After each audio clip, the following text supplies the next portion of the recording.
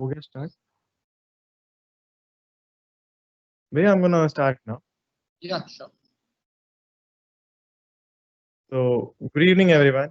I, Rishabh Reddy, the General Secretary of NMIMS MPAS TME Students Council, and I would like to extend my warm greetings to and welcome to all the attendees and faculty members to this enthralling webinar.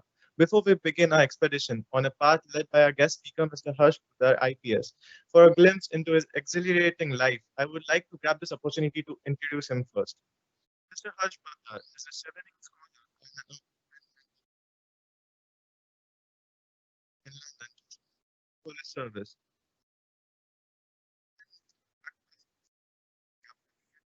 In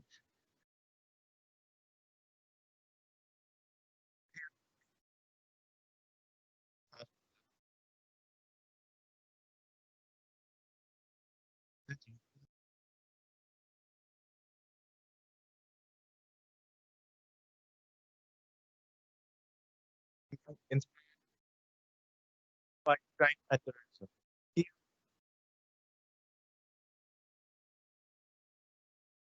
and counseling to local students. And with infrastructure funds from village panchayat. And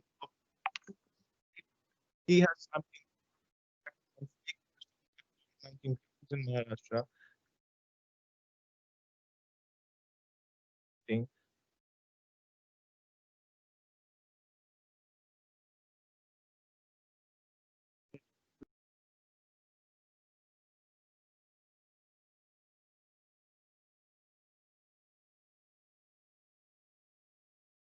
presented here and the best.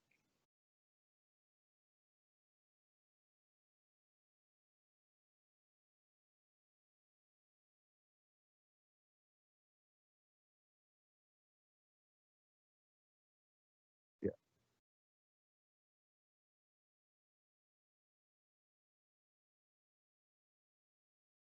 And preventing crime and terrorism. But also for knowledge based community of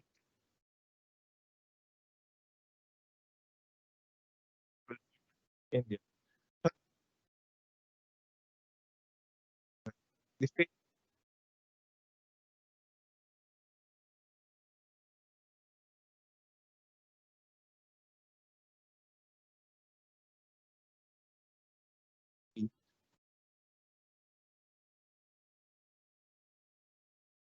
Thank you so much. Able to be part of this college and amazing work, front.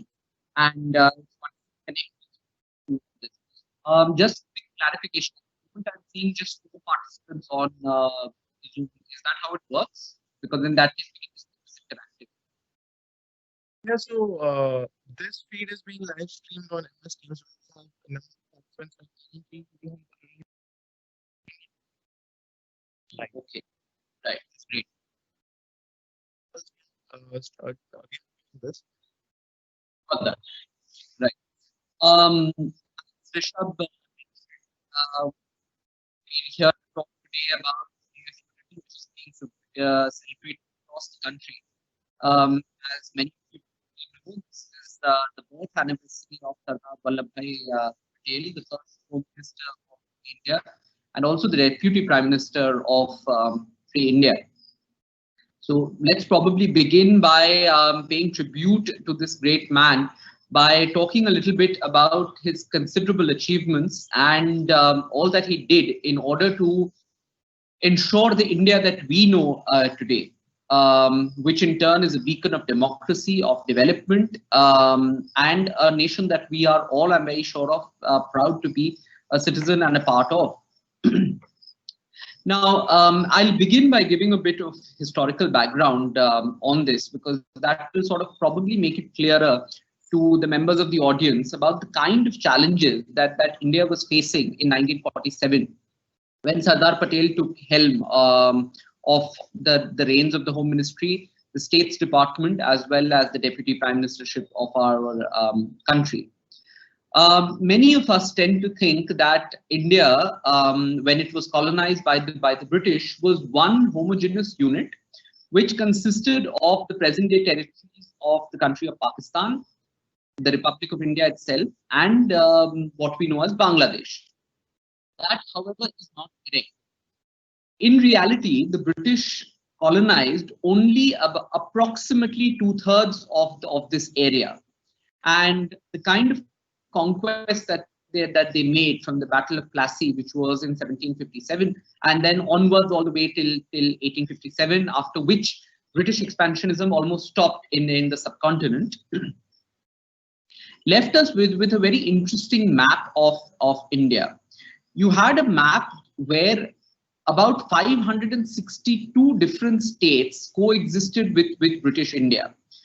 So about 1/3 of the territory, and actually a little bit more than 1/3 of the territory that we see of these three countries, was not actually directly under the governance of the British government through the crown, or was not part of the British Empire, so to speak. These were 562 independent states for all practical purposes. They were known as the princely states of India. Some of them were so small that they were just about 4 square kilometers, and others, such as the biggest of them, which was the state of Hyderabad, was approximately the size of the country of France.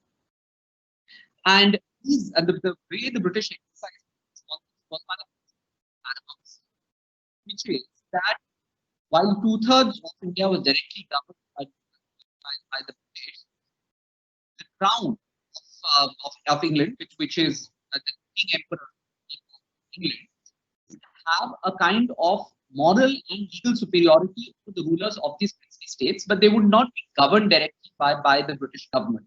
This was known as paramountcy. So for all practical purposes, the foreign affairs of these princely states was taken over by the British crown, but as far as, and defense also, defense and foreign affairs was controlled by the British crown. But the rest of the internal governance of these 562 princely states was actually at the whim and mercy of the rulers of these states, who were the princes. Now, this system worked perfectly fine for approximately 60 to 70 years because it was crystallized somewhere around the 1860s. The problem started happening when once World War II started and became evident that India was going to become an independent country. So the question arose that if India was to become independent, obviously the British government could only make that part of India independent, which it directly controlled and ruled over, which is only about 2/3 of this territory. What was to happen to these 562 princely states? Of course, there was the option that you could continue with the system that had existed. But thankfully, the founding fathers of our country, led by the then Congress, they refused to envisage a situation where India was a balkanized state. This was the word that used to be used then, a balkanized state, where actually the present territory of these three countries, Pakistan, India, and Bangladesh, would consist of actually 563 different states. So what was decided before the independence of India was that states would have to take a call about deciding between whether they wanted to ally with, whether they wanted to merge, so to speak, with the newly created Republic of India, or with Pakistan. Remember, at that point in time, there was no Bangladesh because the territory that's today called Bangladesh was then East Pakistan. So whether the states would want to join these two countries, or whether they also had the option of whether they wanted to remain independent. Now, it was not viable for most of these states, the large majority of these states, to actually remain independent because they would be too small, they wouldn't have the defenses, they wouldn't be able to run their foreign relations, etc. They would nonetheless become a vassal state of one of these countries. Now, the biggest thing that we attribute to Sardar Vallabhbhai Patel was that during this period, this approximately one year period, when it was clear that India was going to become independent, the Mountbatten Plan was approved, whereby two dominion states were created, India and Pakistan. During this period, Sardar Patel became the head of the States Department, which was in charge of negotiating the peaceful merger of these states. Now, you will be hard-pressed in world history to find an example which was so great, which was a task that was so great. The approximate landmass that we are dealing with was pretty much the size of Europe. Those of you who are accustomed with history will know through centuries of European history, the many countries that constitute Europe have been fighting with each other, going to war, etc. And they still haven't, until the European Union was created, they continue to have very fractious relations between each other. So what Europe had not been able to achieve within about 400, 500 years of history, Sardar Patel managed to achieve for India within the span of just a few months. There were no wars that were fought between the government of India, the upcoming government of India, and these princely states. Instead, what happened was a peaceful negotiation that started to take place between the government of India and these states for their merger. Most of the princely states acceded on the basis of their population. So if there were Hindu majority states, most of them tended to accede to India. Now, to cut a long story short, most of them, I mean, obviously these negotiations were very difficult and they would have required an enormous amount of energy and contribution from the Iron Man of India. But what I would like to focus upon is what has gone down in Indian history as the major problem of these states integration were three main states. One was the state of Jammu and Kashmir, which was at the north of India and shared a border with both Pakistan as well as India.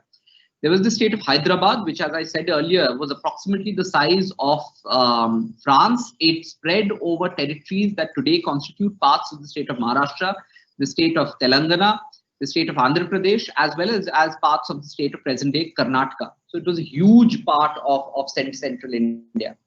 And there was a state called Junagadh, which was located in the southern part of Gujarat and shared the boundary with the Arabian Sea. These were the three main states that created a lot of issues as far as the integration was concerned. Let's discuss each one of them. First was Junagadh.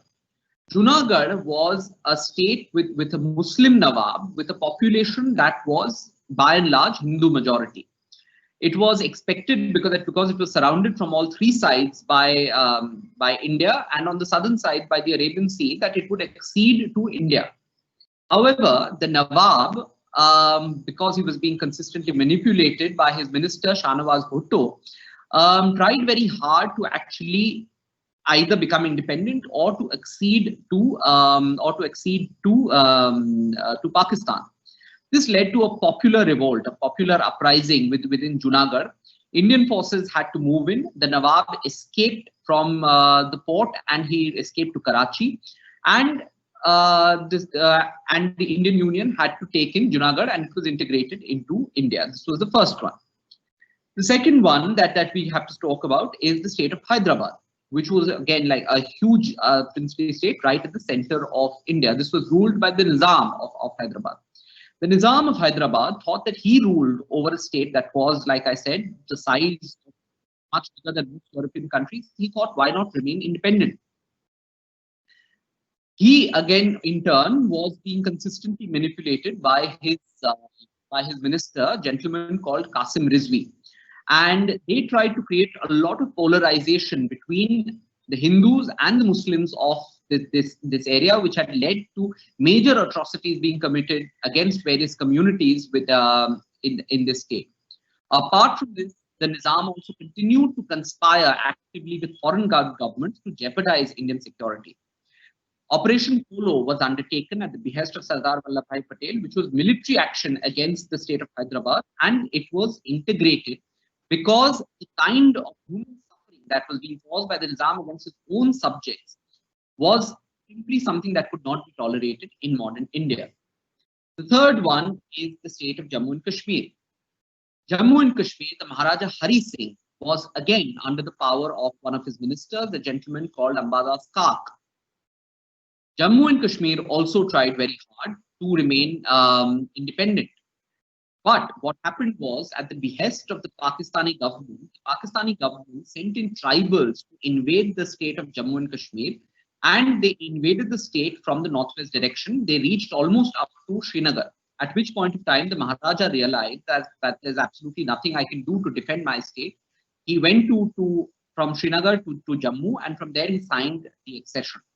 and the state of Jammu and Kashmir was acceded to India. In all of these, a seamless integration was able to happen because of Sardar Vallabhbhai Patel. So imagine the size of the task of what he had been able to achieve within just a year, a united India, where 1/3 of the territory of the 7th largest country of the world was able to be integrated within just a few months of taking this decision peacefully in almost all cases and with the minimum of bloodshed or violence.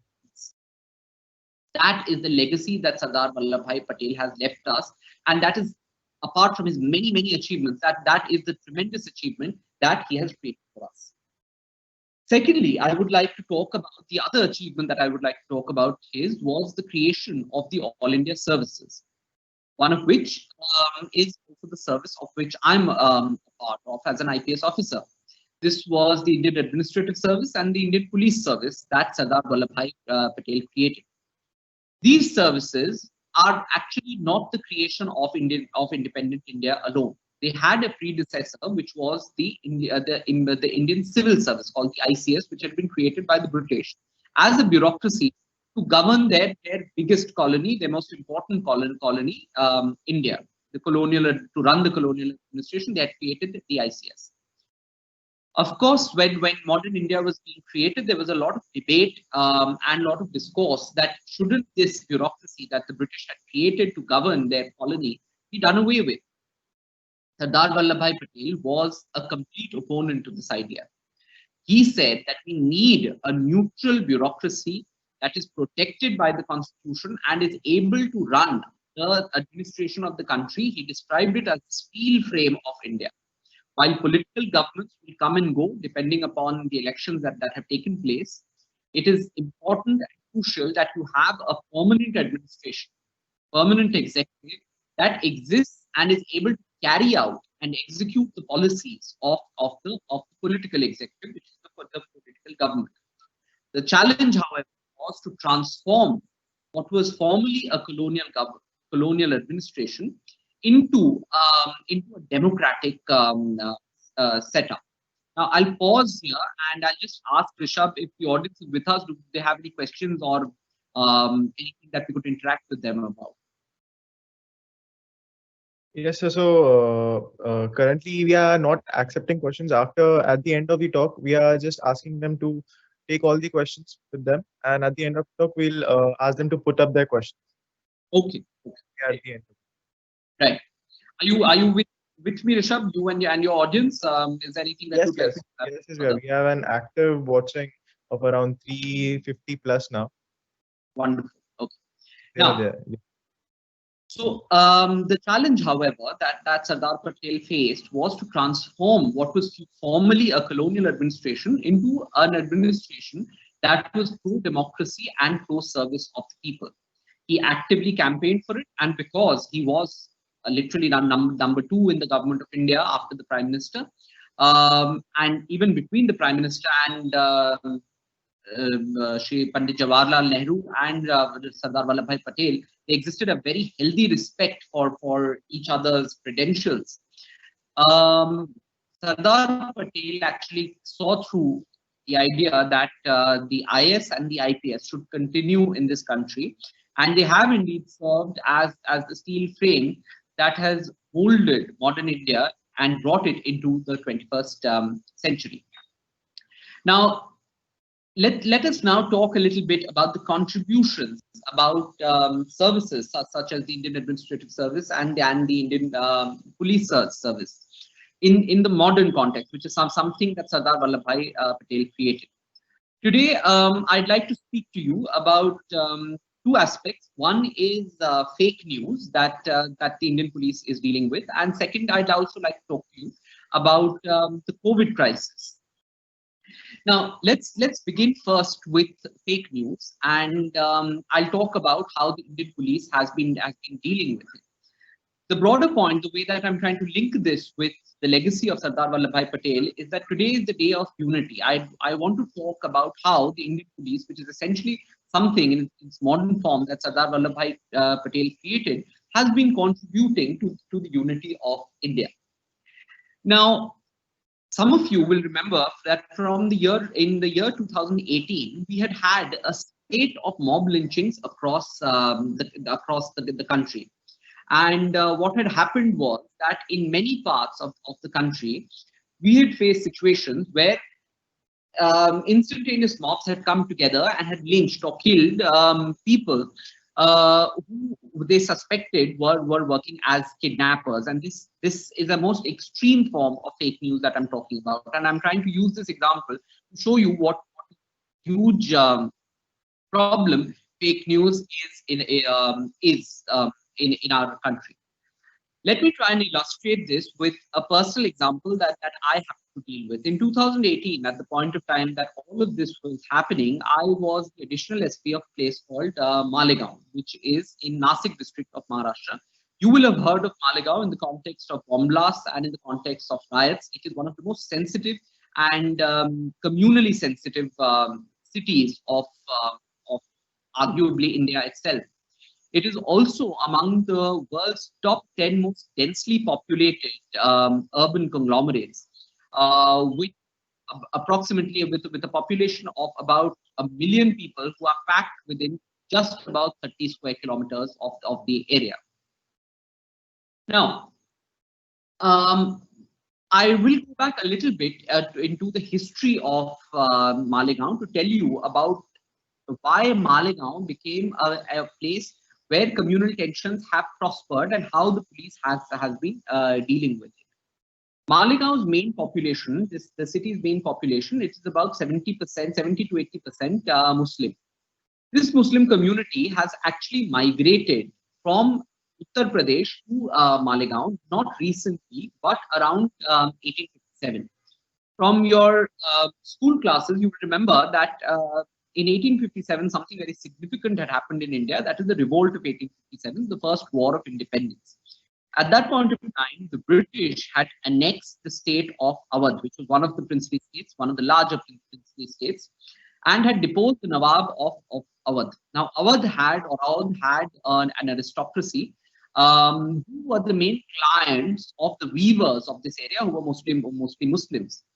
Because the state had been annexed, these people started moving towards Bombay and they settled in places where there was water. Malegaon has 2 major rivers. It has a confluence of 2 major rivers and they settled over there. The situation that this has created is that there is a huge town, which is a Muslim majority town, which is surrounded by Hindu areas on all sides. Now, like I said, these Muslims who had come, they were traditionally weavers. They belonged to a community called the Julahas, who are weavers, and they continue to weave. The economic system that was created was that you had Hindu cotton growers all around who were growing the raw material, the cotton, and you had a town in the middle which was Muslim weavers who have been working. Now, there have been several riots that have taken place between these 2 populations from time to time. That's the history. What happened in 2008? In 2008, at about 10:30, I received a call at the University of Malegaon from a very saying that a group was attacking a family of 5 people in the narrow bylanes of the city of Malegaon, suspecting them of kidnappers. I immediately called up the officer in charge of the nearest police station and rushed him there with about 5 or 10 people. When he got there, he called and said that the local population there is demanding that this family be turned over to them so that they could kill them because they suspected them to be kidnappers. The reason this was happening is because this family of 5 people had traveled to part of Maharashtra. They could speak the local language. They spoke Marathi, which the rest of the population failed to understand. And at that point, such a huge fear psychosis about kidnapping minors, that they fought kidnappers and the population wanted to lynch them. And this was a crowd of about 1,500 people. The officer in charge immediately said that he was not being able to control the crowd. So we started moving forces from different parts of the city to try to create a human wall around this family in order to secure them. Then this violent mob started stone pelting upon them, started attacking them with swords, with arms, and it became a completely riotous situation. We also brought in religious heads, the local imam, to calm the people down and tell them that the police will take action against this family if they were genuinely kidnappers, but you cannot kill them in the middle of the street. To make things more complex, on the same day, 5 people had been lynched in the neighboring district of Dhule at a place called Ranpada. This operation of trying to secure these people went on for about 3 hours, and I myself was there, and we consistently kept facing the violence that this mob was trying. But we kept trying to buy time by negotiating with these people until finally 3 police vehicles could reach the spot. Sufficient forces could reach the spot, and we could rescue these 5 people and send them to a different part of the town. And I'm very happy to say that not a single casualty took place. Neither this family was injured, nor was the violent mob injured. And we were able to rescue these people. This was probably the only rescue of its kind in the country at that point of time. Now, the point that I want to underscore here is that the reason why this happened, why a family of 5, with in fact one of those 5 members was a 2-year-old child, would have landed up losing their lives, was because of fake news. At this point of time, all across India, there were videos, there were WhatsApp forwards that were going viral, which were alleging that professional gangs were moving around the country trying to kidnap people, especially babies and minors. And these were mostly people coming from outside. All of these videos were found to be doctored, or they had been created mischievously. Now, let's talk a little bit about what the police has been doing to counteract rumors such as this, to deal with fake news such as this. I normally try and divide the methods that we adopt here into 2 formats. Awareness measures and enforcement measures is how we are dealing with fake news. Firstly, given the high data penetration in India, we found it useful to circulate videos of senior police officers, counter fake news, and warn of criminal action against those who transmit such news on social media and local WhatsApp groups. So, while WhatsApp forwards are receiving the fake news, we also have people in authority, such as senior police officers, sending out videos of their own to counteract. Then we've used traffic constables to distribute pamphlets at major crossroads with details of rumors that are taking place and how not to believe them. This could happen in any situation. We also have to give out the numbers of senior officers who can be contacted if one gets any kind of fake news, or to report it. In rural India, we also try and conduct meetings in police stations and in the presence of senior officers to actually apprise to the people about what fake news is and how it can be verified. In urban police stations, we also try and acquaint them with websites such as Hoaxslayer, such as Boom Live, or it's just a simple Google search that can help you actually bust fake news. And in places such as Malegaon, where there is a very strong religious element, both Hindu as well as Muslim, we try and get local imams, local pundits who can actually speak at temples and mosques against fake news. This is as far as awareness is concerned. Now I'll talk about kind of enforcement measures that the Indian police takes in order to deal with fake news. What we try is that mob lynching often, or any kind of mob violence which is prompted by fake news, tends to happen in areas that are isolated in one way or the other. So we tried and mapped these remote areas of police stations where we increase the patrolling. We sent out patrol vehicles so that even if some kind of mob violence happens on the basis of fake news, there is at least a police presence that can reach there, even if it is pared down, even if it is 2 or 3 people, that can reach there immediately and be able to handle the situation or at least negotiate. The situation that I spoke about, the population of that family, the reason we were able to buy time is because, in fact, is because the police were able to reach there quickly and continue talking, having a dialogue with the violence. Secondly, we've also been leveraging legal provisions. For example, Section 5 actually punishes the creation of rumors that can lead to public fraud or lead to law and order outbreaks and punishes it with a punishment of over 3 years. We've been registering lots of cases. Even during the COVID crisis, we registered the most amount of cases as far as regard to the coronavirus was concerned. So this is with regard to fake manner and to give you an illustration and understanding of how the Indian police deals with fake news. And now I'd like to go on with to the COVID crisis with Rishabh's permission, or if there's anything that you'd like me to address, Rishabh, before I go on from to COVID. So we have one question. We asked the students to publish the questions. So one question is here. So what, according to you, can we as the youth that will shape the future contribute to bring about unity amongst diverse? Okay, that's a very interesting question, and it's a broad question. I think the first thing that's important, unity among diversity among the youth. What's important is you need to start understanding different perspectives. You need to start speaking to people who represent a point of view or a community or a part of society that's different from your own. For this, it's important for you to interact with different backgrounds. Often what happens with our situation is that we tend to make friends with people who either come from the similar community as us or come from a similar economic setting class from us.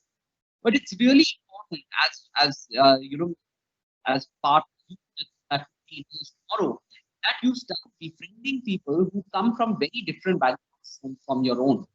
Make friends with people from different states. Make friends with people who come from a different economic strata as your own.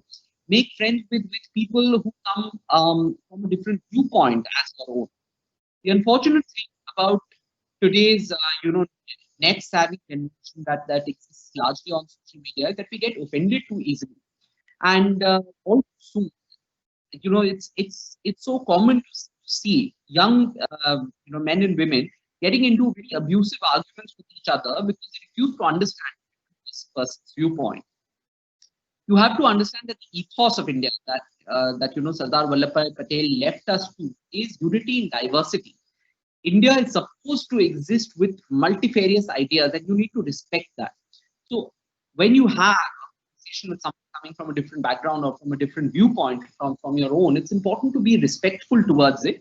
That is not to say that you change your idea, but it is very, very important that you are able to debate it in a respectful way and in an intelligent way. That's something that where I think we as the youth are failing. That in itself will bring about a considerable level of unity in our country. Does that answer the question, Rishabh?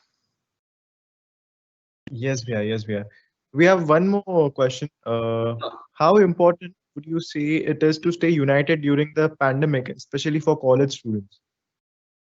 It's crucial. The reason why I'm saying it's crucial is because remember that this is a pandemic. Only hope that mankind has of succeeding against the coronavirus is joint action, it's not individual action. If out of 100 people, just one person is practicing social distancing and wearing washing hands and everything else that we know defeats the virus, it's not going to be a You need coordinated action between not hundreds but millions of people who form the community acting in the same way. So I don't know if any of you have ever observed, for example, an ant hill being built by a colony of ants. They are all different insects. Each one is a different individual, but they work in a coordinated way. And that's the reason why ants are among the most successful organisms that the earth has seen. Our response in the coronavirus crisis has to be pretty much the same. We have to recognize that this virus can only be defeated if we act jointly and unitedly. It cannot be defeated if we act separately or individually. It will just not work. And we will continue to lose people, we will continue to have people die until we as a society learn to act unitedly, irrespective of class, caste, community, religion. Does that answer the question, Rishabh? Yes, yes, Bhaiya. So we have list of questions coming up. So I'm reading the top 10 questions that we have. So one more question here. During your time at Oxford, what Mm, differences did you notice in the education system, and what do you think we should adapt and learn from them? that's a wonderful question.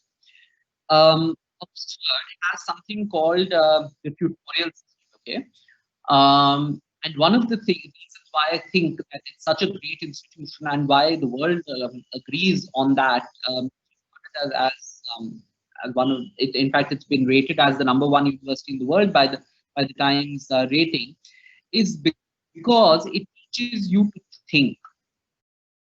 The system that they adopt is the tutorial system that they adopt is whereby professors and lecturers at Oxford, they don't come into a class and simply teach a subject.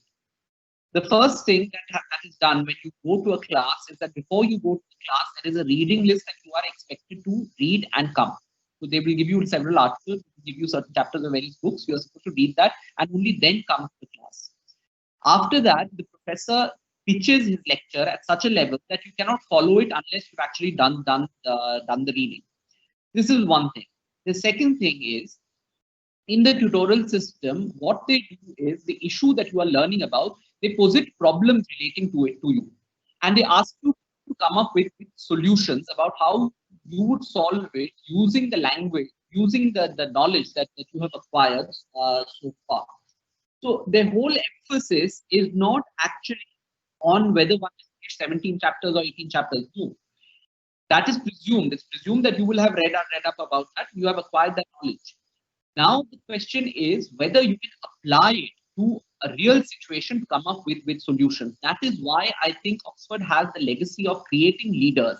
It is the universe. It is the one university in the world that has created the maximum number of prime ministers, for instance. It's because it teaches you to think, to apply what you have learned to resolve problems. That I think is something that we too can learn a lot from in India. The ability to start teaching people to think and come up with ideas on their own. That's important. What else, Rishabh? Yes, Bia. So there's one more. What motivated you to make a shift in career to working in the IPS after studying law? Right. I had come into law with the idea that with the idea that I wanted to get involved in public service in one way or the other. After studying at National Law School in India, at NUJS, the one in Calcutta, then moving on to Oxford, I had an offer for a corporate job, and I was working in London too. But the reason why I had come into law, that wasn't getting fulfilled one way or the other. Also in Oxford, they have a mentoring system whereby they provide you with career guidance where you should take your career. And when I was discussing it with my mentor, who was a senior professor at the university, he had said that if you really want to make an impact, come into the government of your country. Now, I don't come from a political family, so I couldn't jump into politics altogether. I come from a regular middle class family. Civil services seemed like an attractive option. So I thought that while working in London, I should also give the UPSC, and thankfully cleared. And today I'm very happy and proud that I am a part of the IPS, and I think it gives you an opportunity to make an incredible impact on the lives of thousands of people for the better. Great, Bia. So we also have one more question. With changing Yeah. times, what ways would you recommend for us to collaborate the path laid down by our forefathers with new beliefs and ideologies for the progress of our nation? Um, I don't think from if by presume by forefathers you mean the people who fought for our independence. I don't think the values have changed so much. The format may have changed. So certain basic things like that India is a democracy, an inclusive, a large social and economic and political democracy.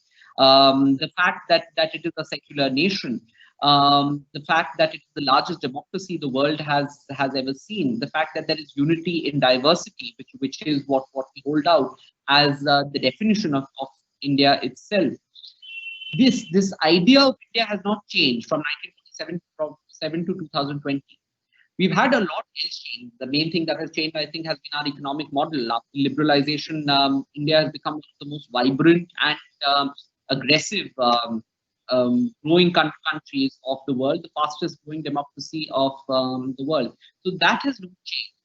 What is important for us, I think, is to continue to keep making the progress that we have been by leaps and bounds throughout our recent history, but at the same time, keep those values that are enshrined in the Constitution with us.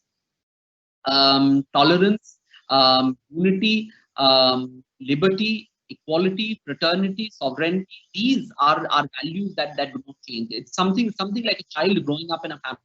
You know, the child becomes an adult, but carries the value system or the sanskar, so to speak, that the family has ingrained in that child. And then the child, when he goes out in the world, makes it a richer place because of the values that he or she has imbibed. I think it's the same with the country. Yes, yes. So just one more question, sir. I think this is also a very important question. As per the current scenario in our country, how much do you think is the importance of today's day? And as we know, like in India, many people do follow the Western culture, and today is Halloween. So like many people are in that thing like Halloween, but no one knows today's National Unity Day. No one like actually knows the importance. So what do you think? No, I don't think that's entirely true. That no one knows that today is National Unity Day. Millions of people and thousands of people are aware about it. The problem starts, I think, where we start adopting binaries. It's either this or this. It's either A or B. I see no problem with being able to observe National Unity Day and being able to celebrate Halloween together. I mean, hasn't that consistently been our heritage? We've been defined as a country because of the kind of influences that we have taken in and imbibed and absorbed over thousands of years. People have always come here from elsewhere, and they've assimilated with the population here, and they have also left an imprint. They've also left an imprint of their own communities.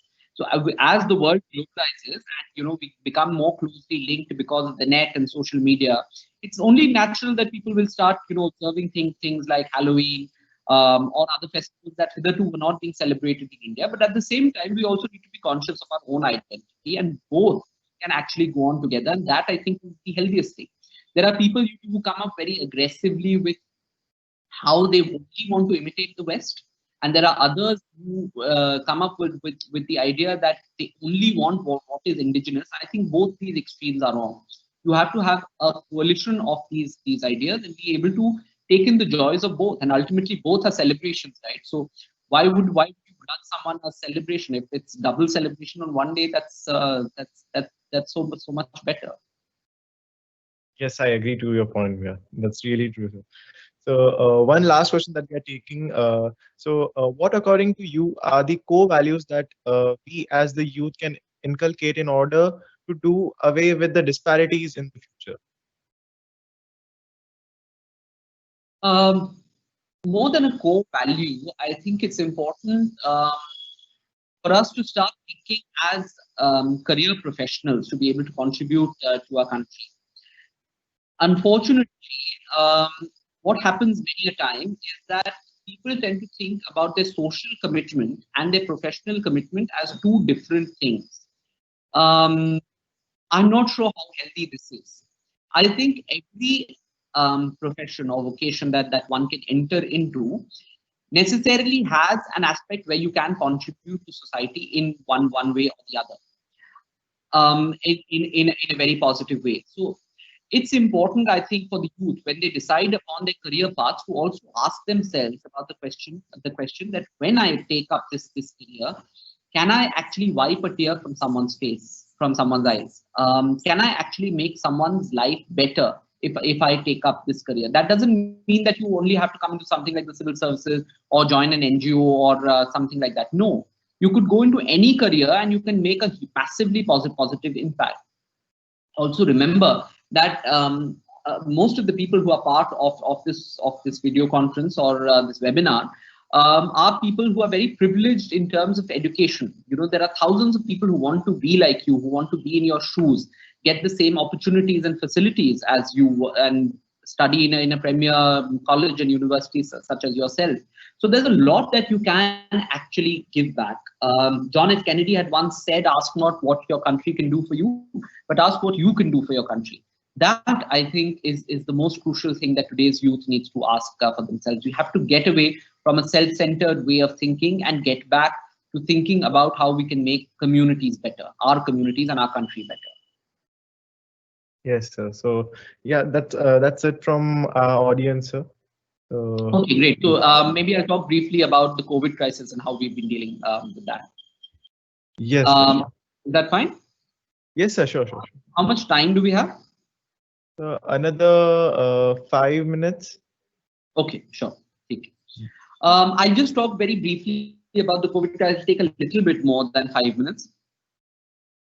When the COVID crisis broke out in India, which was approximately in February of this year, I was the superintendent of police of a district called Beed. Many of you may not have heard of Beed, but it is a district of an area of about 10,000 square kilometers in the central part of Maharashtra, with a population of about 3 million.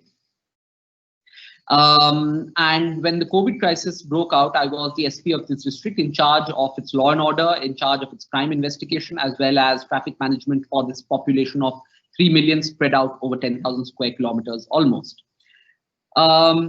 The lockdown was announced, and the reason why I'm talking about Beed as a case study is because once the lockdown period, as you know, existed for about 3 months approximately before we started opening up. But for this entire period of lockdown, Beed did not have a single COVID positive case. That is almost from March to May. Beed did not get a single COVID positive case because of the effective implementation of the lockdown by the Beed police. That's why it became a sort of a case study. Recently, it has also been published by the government of India as a case study. When we were responding to this crisis to begin with, what was important was that there were no set parameters to fall back upon. See, the Indian police has dealt with law and order situations, has dealt with riots, has dealt with bomb situations, has dealt with several criminal gangs, etc. So in these situations what you should do. But the pandemic was a situation for which there was no prototype or template on which you could fall back upon. We decided in Beed that there would be 3 main values on which we have to respond. The first is empathy. The second is the second was enforcement, and the third was awareness. These were the 3 things that defined what our strategy for dealing with the coronavirus was. Now, how did we realize these values? With regard to empathy, for example, one of the first things we did was that we created a pass system for people to come, move in and move out of the district, an e-pass system whereby within 4 to 5 hours, even in a lockdown situation, if you had an emergency, a medical emergency or a family emergency, you could move in or out of the district despite the lockdown on the basis of a QR code pass.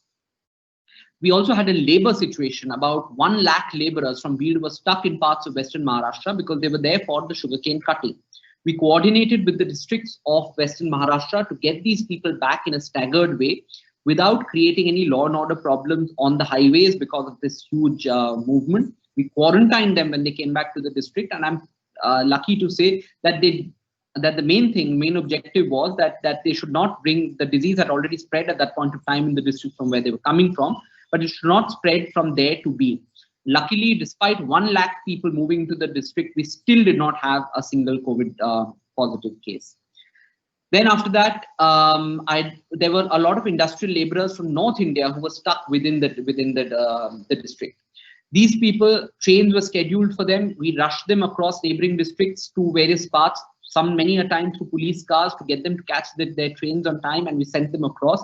About 30,000 such laborers were sent across through various Shramik trains back to their states of origin.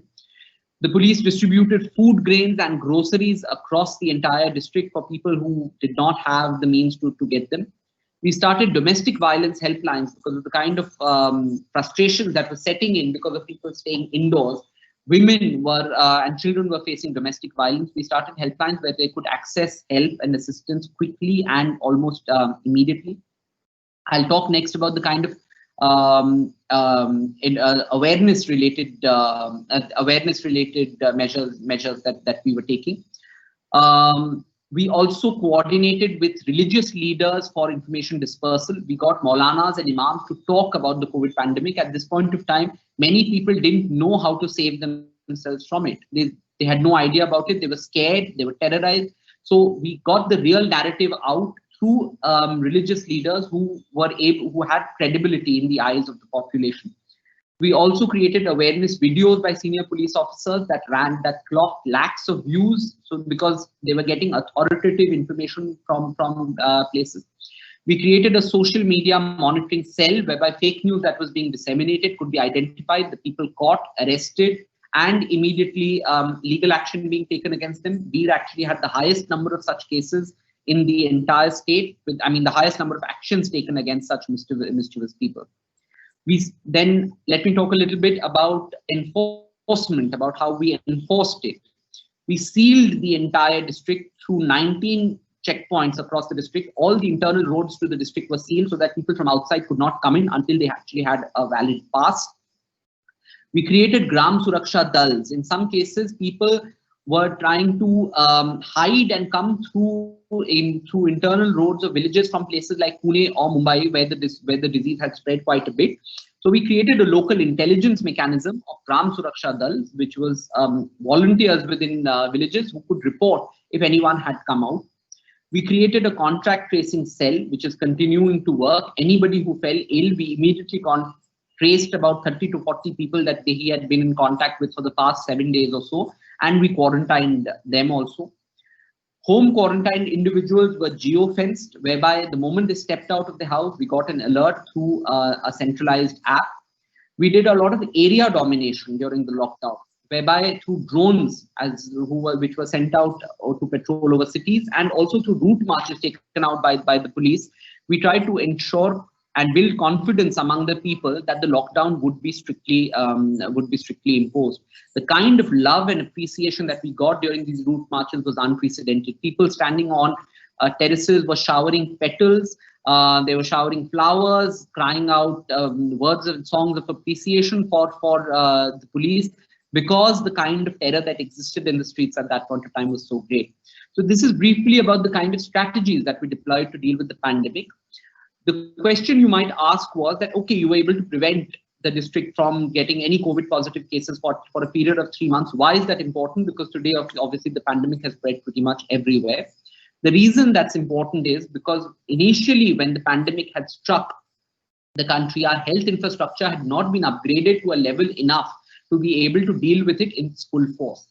This period of lockdown that we had, and which was stringently imposed and dealt with by the Indian police, is that golden quarter during which the health infrastructure of the country was able to upgrade and bring itself to a level where it has been able to deal with this mass disaster, thereby leading to India today has the highest recovery rate across any country in the world. The reason that has been possible is because the police in the first 3 or 4 months of the crisis coming in was able to buy that time for the health administration to upgrade themselves to a level where they could deal with the pandemic. So this was an incredible experience, and I'm truly glad that we were able to save thousands of lives in the district through the initial part of this crisis. And I'll end with the hope that it goes out as fast as possible and people can return to normalcy. Yes, Rishabh. Yeah.